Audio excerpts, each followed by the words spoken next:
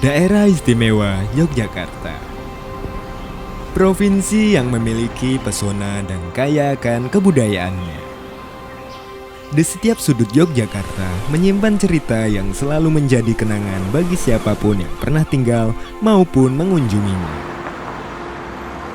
Batik merupakan salah satu warisan budaya di Indonesia yang menjadi ciri khas Provinsi Daerah Istimewa Yogyakarta. Di Yogyakarta, batik tidak hanya berkembang sebagai sebuah karya seni yang dilestarikan, namun juga menjadi bagian dari nafas kehidupan dan tradisi masyarakat, bahkan mampu menjadi industri fashion yang menggerakkan roda perekonomian. Hal ini dibuktikan dengan keberhasilan Yogyakarta yang ditetapkan sebagai Kota Batik Dunia oleh Dewan Kerajinan Dunia World Craft Council pada tanggal 18 Oktober 2014. Namun sayangnya, kondisi pandemi COVID-19 yang mempengaruhi segala lini kehidupan, termasuk juga roda perekonomian dan pariwisata, secara otomatis memberikan dampak yang nyata pada perkembangan dunia batik Yogyakarta.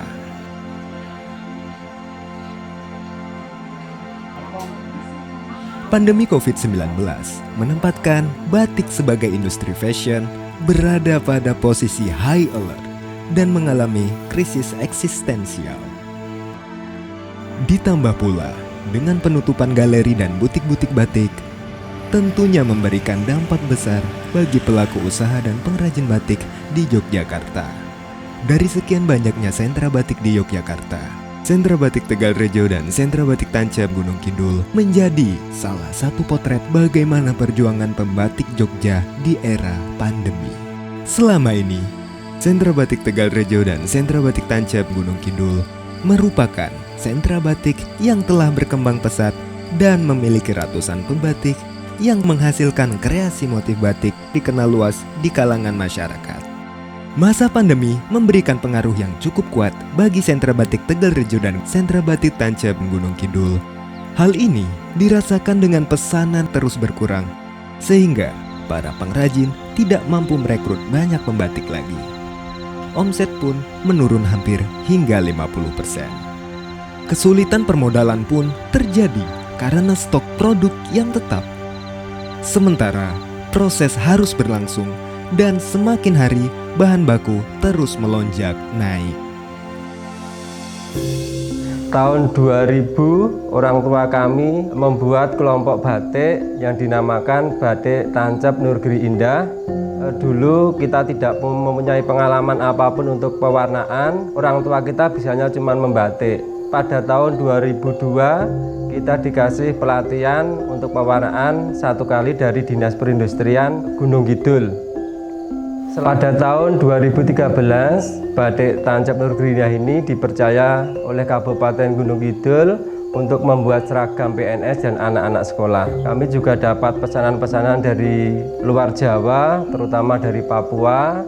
Pada masa pandemi ini, omset Batik Tancap Nurgiri Indah betul-betul menurun. Batik Setiagung berdiri pada tahun 2007. Saya selaku generasi milenial ingin mengembangkan batik sebagai potensi tidak hanya di daerah tetapi mencapai ke mancanegara. Dulu pemasaran kita lancar karena kita ikut pameran, kita ikut menitipkan batik kami di showroom besar di Jogja, di Jakarta, dan lain-lain.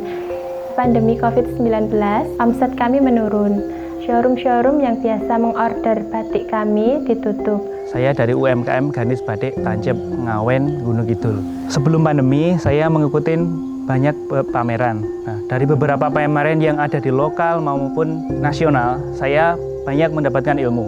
Dari beberapa itu, saya bisa memasarkan produk-produk saya yang lebih bagus lagi ataupun banyak dikenal masyarakat luas. Namun di kondisi seperti ini, kami tetap berusaha. Semoga di kemudian hari setelah pandemi ini reda, kami bisa seperti dulu kala. Krisis dan pandemi tidak bisa diprediksi kapan akan berakhir. Namun, kita juga tidak bisa hanya berdiam diri.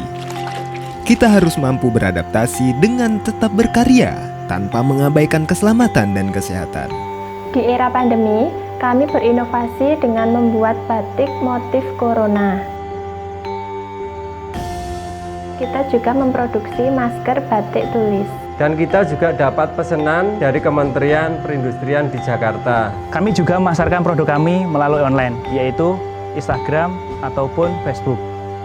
Harapan kami ke depannya supaya kita tetap bisa survive, mengencarkan pemasaran secara online, dan berharap Sentra Batik Tancep Ngawen Gunung Kidul mendapatkan support dari pemerintah, yaitu dengan mengadakan pelatihan ataupun pameran-pameran virtual agar kami bisa semakin eksis walaupun di kondisi pandemi yang seperti ini.